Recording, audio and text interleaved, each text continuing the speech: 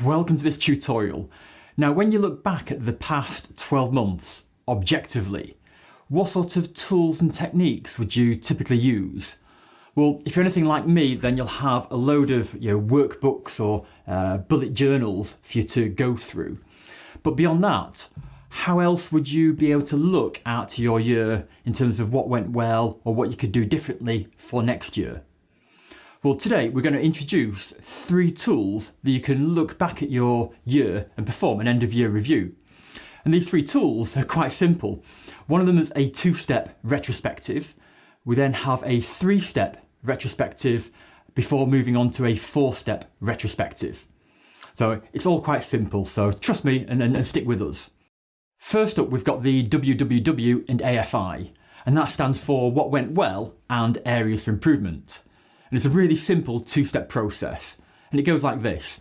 You very simply make 2 lists: what went well and areas for improvement. And when you look back at the year, you start making notes on what went well, so much so that you're proud of and wouldn't want to change too much. You then move across to areas for improvement, and these are all the things that you'd like to change and want to change next year. Keep it high level, you can add more detail with time. The objective here is to identify a few things you want to keep the same. Why change them if they're working? But then also identify a few areas that you want to improve for the better over the next 12 months. So it's a very simple 2-step retrospective, and you could do this exercise either on personal goals, on your business goals. You could do it on your financial situation when you look back at the 12 months, or even on your friends and family. So it's a really simple tool, and that's WWW and AFI. Next up, we have our 3-step retrospective, and that's what we call our stop, start and carry on. And it really is, it does what it says on the tin. So here we make 3 lists, and you essentially ask yourself or your members of your team 3 simple questions. What needs to stop happening, what needs to start happening, and what needs to carry on happening. It's a great way to frame the year and force issues that really need to be addressed. And what you should do is aim for at least 1 action per question. Now, the stop, start, carry on is also featured in our leadership playbook. And if you were to turn to chapter 2 in here, you'll see how we cover this technique in more detail. And then we have our ERRC Grid, and that stands for eliminate, reduce, raise and create. And this is straight from the top drawer of strategy consultancy. But what I've done is applied it to personal, professional development. Now, I first read about this grid in the brilliant Blue Ocean strategy book that I've written about several times in my blog and in previous videos. And in here, they call it the 4 actions framework. So if you're doing some homework, you may want to look at 4 actions framework or the ERRC Grid. And it's really simple. What you do is you divide the page into 4 and answer these 4 questions. Eliminate. What do you need to stop doing? Reduce. What do you need to do less of in the future? Raise. What do you need to do more of in the future? And create. What do you need to start doing? And to help with this, I draw 4 simple arrows. We have eliminate, reduce, raise and create.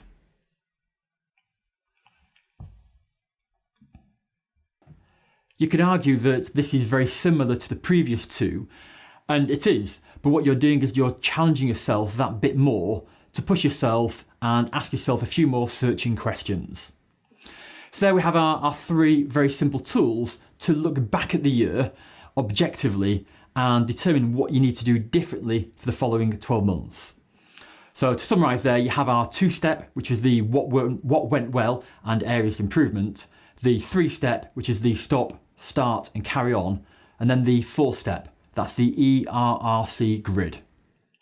Now, one of the things we talk about at 12 Scholars is our leadership path, and that's about leading you, leading your team and leading your organisation. And that's exactly what you can be doing with these tools when you look back at the past 12 months. You could either focus on yourself and perform a very simple review on yourself using the WWW, AFI or one of the other 2, Or you could look at your team and perform an objective review on your team or even with your team. And to be honest, it's a great exercise, a bit of team building, and look at the different perspectives to set expectations for you and your team. And lastly on there, you could perform this exercise on your organisation.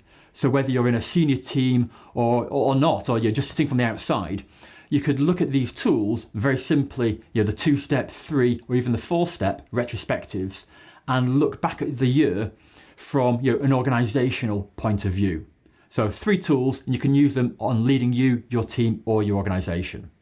And on to our final action step, and that's this yellow slide, the end of year review. So what you should do is go back and choose one of the 3 methods that we've discussed and perform an end of year review on the past 12 months. And you should be looking at either, or focus on either yourself, your team, or your organisation. And then ask yourself very simply, what did you learn? So when you look back, what have you learned about the past 12 months? And then, how will the next 12 months be different? What are all the things you're going to do differently next year? Very simple exercise, but so worthwhile. And that's it. So that was our Tuesday tutorial. Looking ahead into 2023, I shall be uploading a very similar YouTube video every Tuesday.